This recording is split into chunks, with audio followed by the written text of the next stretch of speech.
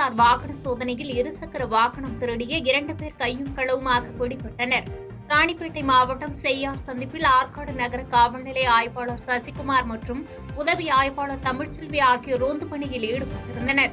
அப்போது அந்த வழியாக இருசக்கர வாகனத்தில் வந்தவர்களிடம் சந்தேகத்தின் அடிப்படையில் விசாரித்த போது அவர்கள் முன்னுக்கு பின் முரணாக பதிலளித்தனர். சந்தேகமடைந்த காவல்துறையினர் இருவரையும் காவல் நிலையத்திற்கு அழைத்து சென்று விசாரித்ததில் இருவரும் சோளிங்கர் அருகில் உள்ள நீலகண்டராம்பேட்டை பகுதியைச் சேர்ந்த விஜயகுமார், தினேஷ்குமார் என்பதும் இவர்கள் இருவரும் ஓட்டி வந்த வாகனம் திருட்டு வண்டி என்பதும் தெரியவந்தது. தொடர்ந்து அவர்களிடமிருந்த 1 லட்சம் ரூபாய் மதிப்புள்ள 2 இருசக்கர வாகனங்களை பறிமுதல் செய்து இருவர் மீது வழக்கு பதிவு செய்த போலீசார் நீதிமன்ற காவலுக்கு அனுப்பி வைத்தனர்.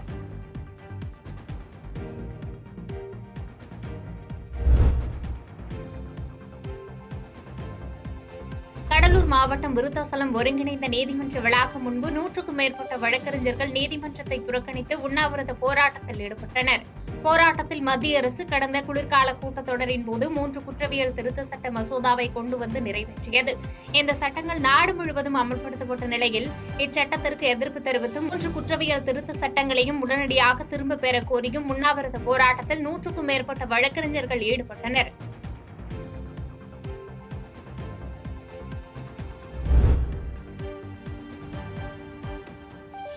வாணியம்பாடியில் புதிய சட்ட திருத்தத்தை எதிர்த்து நீதிமன்றத்தை புறக்கணித்து வழக்கறிஞர்கள் போராட்டம் நடத்தினர். திருப்பத்தூர் மாவட்டம் வாணியம்பாடி ஒருங்கிணைந்த நீதிமன்ற வளாகம் முன்பு வழக்கறிஞர்கள் நீதிமன்றத்தை புறக்கணித்து போராட்டத்தில் ஈடுபட்டனர். அப்போது குற்றவியல் நடைமுறை சட்டம், இந்திய சாட்சிய சட்டம், இந்திய தண்டனை சட்டம் ஆகியவற்றை சமஸ்கிருத மொழியிலும் இந்தி மொழியிலும் மாற்றம் செய்வதற்கான சட்ட மசோதாவை மத்திய அரசு திரும்பப் பெற வலியுறுத்தி மத்திய அரசை கண்டித்து கண்டன கோஷங்களை எழுப்பினர். இந்த ஆர்ப்பாட்டத்தில் வாணியம்பாடி வழக்கறிஞர்கள் சங்க தலைவர் உமர் உள்ளிட்ட வழக்கறிஞர்கள் ஆர்ப்பாட்டத்தில் ஈடுபட்டனர்.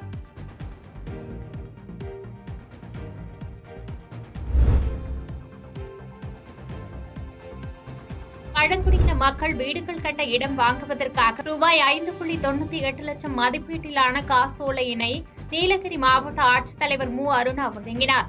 நீலகிரி மாவட்டம் கொப்பையூர் பழங்குடியின பகுதியில் 13 குடும்பங்கள் வசித்து வருகின்றனர். இங்கு மழைக்காலங்களில் பல்வேறு இன்னல்களை அவர்கள் சந்தித்து வருகின்றனர்.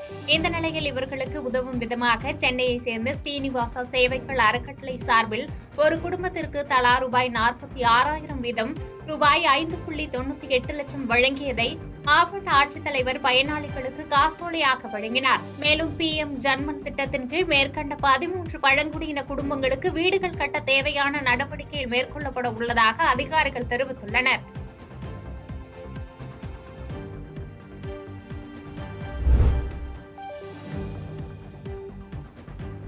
ஓமலூரில் கள்ளக்குறிச்சி விஷசாராய சம்பவத்தை கண்டித்தும் உரிய நடவடிக்கை எடுக்காத வனத்துறை அதிகாரிகள் மீதும் நடவடிக்கை எடுக்க வலியுறுத்தியும் மனிதநேய மக்கள் கட்சியினர் ஆர்ப்பாட்டத்தில் ஈடுபட்டனர்.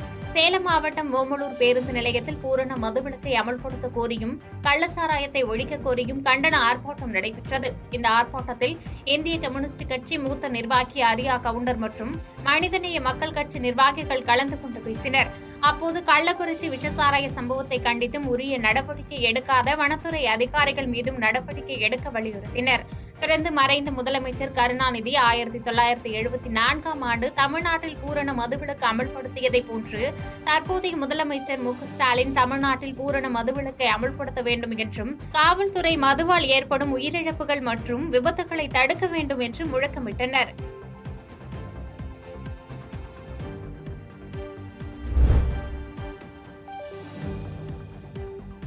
கடலூர் மாவட்டத்தில் மக்கள் வளர்ச்சியில் மாவட்ட காவல்துறை துவக்க விழா நடைபெற்றது. கடலூர் மாவட்டம் நெய்வேலி அருகே உள்ள கீழூர் ஊராட்சிக்கு உட்பட்ட ஆயுப்பேட்டை கிராமத்தில் மக்கள் வளர்ச்சியில் மாவட்ட காவல்துறை சார்பில் போதையில்லாத கிராமத்தை உருவாக்கும் நிகழ்ச்சி நடைபெற்றது. இந்த நிகழ்ச்சியானது ஜூலை 1ஆம் தேதி தொடங்கி 10ஆம் தேதி வரை பல்வேறு நிகழ்ச்சிகள் நடைபெற உள்ளது. இதில் சிறப்பு அழைப்பாளராக கடலூர் மாவட்ட காவல் கண்காணிப்பாளர் ராஜாராம் கலந்து கொண்டார். இதில் மாவட்ட கண்காணிப்பாளர் பேசுகையில் ஆயுப்பேட்டை கிராமத்தை குற்றம் நிகழாத கிராமமாகவும் போதையில்லாத கிராமமாக இருக்க அனைவரும் ஒத்துழைக்க வேண்டும் என்றும் பேசினார். இதைத் தொடர்ந்து கிராம மக்கள் அனைவரும் உறுதிமொழி எடுத்துக் கொண்டனர்.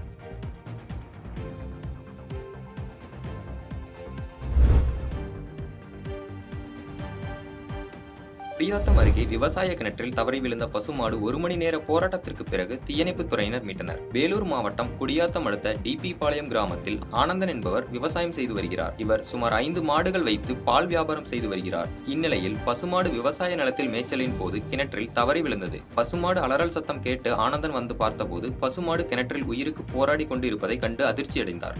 பக்கத்தினரை அழைத்து பசுமாட்டை மீட்க முயற்சி செய்து முடியாததால் குடியாத்தம் தீயணைப்புத் துறையினருக்கு தகவல் தெரிவிக்கப்பட்டு விரைந்து வந்த தீயணைப்புத் துறையினர் கிணற்றில் இறங்கி பொதுமக்கள் உதவியுடன் சுமார் 1 மணி நேரம் போராடி உயிருடன் மீட்டனர்.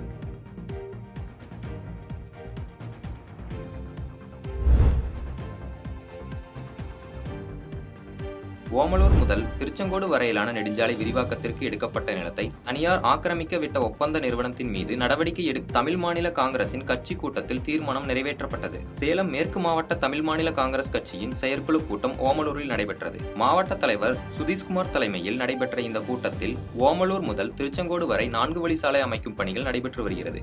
இந்த சாலை விரிவாக்கத்திற்கு பல கட்ட பேச்சுவார்த்தைக்கு பிறகு தனியாரிடம் இருந்து நிலம் கையகப்படுத்தப்பட்டது. ஆனால் சாலை அமைக்கும் ஒப்பந்தம் நிறுவனம் சாலைக்காக எடுக்கப்பட்ட நிலத்தில் முழுமையாக சாலை அமைக்காமல் மீண்டும் 5 அடி முதல் 8 அடி வரை தனியாருக்கே கொடுத்துள்ளனர். இது மிகவும் கண்டிக்கத்தக்க செயல் எனவும் சாலை அமைக்கும் ஒப்பந்த நிறுவன ஊழியர்கள் தனியாரிடம் பணத்தை பெற்றுக்கொண்டு மீண்டும் தனியாருக்கே நிலத்தை விட்டுக் கொடுத்துள்ளனர். இதனால் சாலை பணியில் தமிழக அரசு கவனம் செலுத்தி ஒப்பந்த நிறுவனத்தால் தனியாருக்கே தாரை வார்க்கப்பட்ட நிலத்தை நெடுஞ்சாலைக்கு மீண்டும் தர வேண்டும், ஓமலூர் சங்ககிரி 4 வழி புறச்சாலை பணியை துரிதப்படுத்த வேண்டும் உள்ளிட்ட 11 தீர்மானங்கள் நிறைவேற்றப்பட்டது.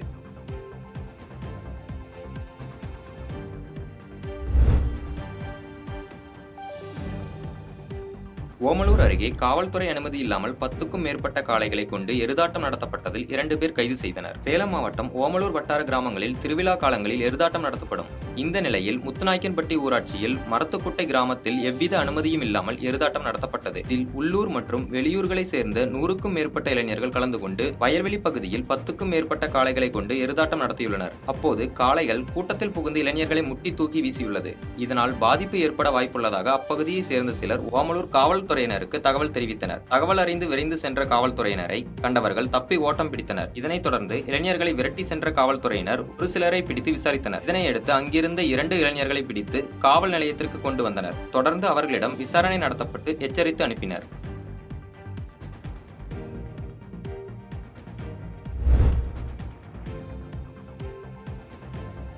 குற்றாலம் ராமாலயத்தில் கனரக வாகனங்கள் செல்ல அனுமதி இல்லை என எச்சரிக்கை பதாகை வைக்கப்பட்டதை அப்புறப்படுத்த கூறி பொதுமக்கள் காவல்துறையினரிடம் வாக்குவாதத்தில் ஈடுபட்டதால் பரபரப்பு. தென்காசி மாவட்டம் குற்றாலம் பகுதியில் அமைந்துள்ள ராமாலயத்தில் உள்ள பேரூராட்சிக்கு சொந்தமான 40 அடி ரோட்டில் போக்குவரத்து நெரிசலை சரி செய்ய கனரக வாகனங்கள் வழிமாற்றி அனுப்பி வந்ததாக கூறப்படுகிறது. இந்நிலையில் பேரூராட்சிக்கு சொந்தமான 40 அடி சாலையில் சேதம் ஏற்பட்டு குண்டும் குழியுமாக காட்சியளித்த நிலையில் இதுகுறித்து அப்பகுதி மக்கள் பேரூராட்சி தலைவரிடம் தொடர்ந்து முறையிட்டுள்ளனர். இந்நிலையில் பேரூராட்சியின் கவனத்திற்கு கொண்டு வராமல் தொடர்ந்து கனரக வாகனங்கள் அனுமதிக்கப்பட்டுள்ளது. இந்நிலையில் பேரூராட்சி தலைவர் கணேஷ் தாமோதரன் கனரக வாகனங்களுக்கு அனுமதி இல்லை என பதாகையுடன் ஆர்ச் வைத்துள்ளார். இதனைத் தொடர்ந்து காவல்துறையினர் பதாகை ஆர்ச்சையையும் உரிய அனுமதியின்றி வைத்ததால் அப்புறப்படுத்துமாறு கூறியுள்ளனர். இந்நிலையில் பேரூராட்சி தலைவர் மற்றும் பொதுமக்கள் இணைந்தும் காவல்துறையினரிடம் பதாகை ஆர்ச்சையும் அகற்ற முடியாது என வாக்குவாதத்தில் ஈடுபட்டதால் பரபரப்பு ஏற்பட்டது. பாதகம் செய்பவரை கண்டால் நாம் பயங்கொள்ளலாகாது பாப்பா, மோதி மிதித்து விடு பாப்பா, அவர் முகத்தில் உமிழ்ந்து விடு பாப்பா. அண்மை செய்திகளை உடனுக்குடன் தெரிந்து கொள்ள இணைந்திருங்கள் இயம்நாடு தொலைக்காட்சியுடன்.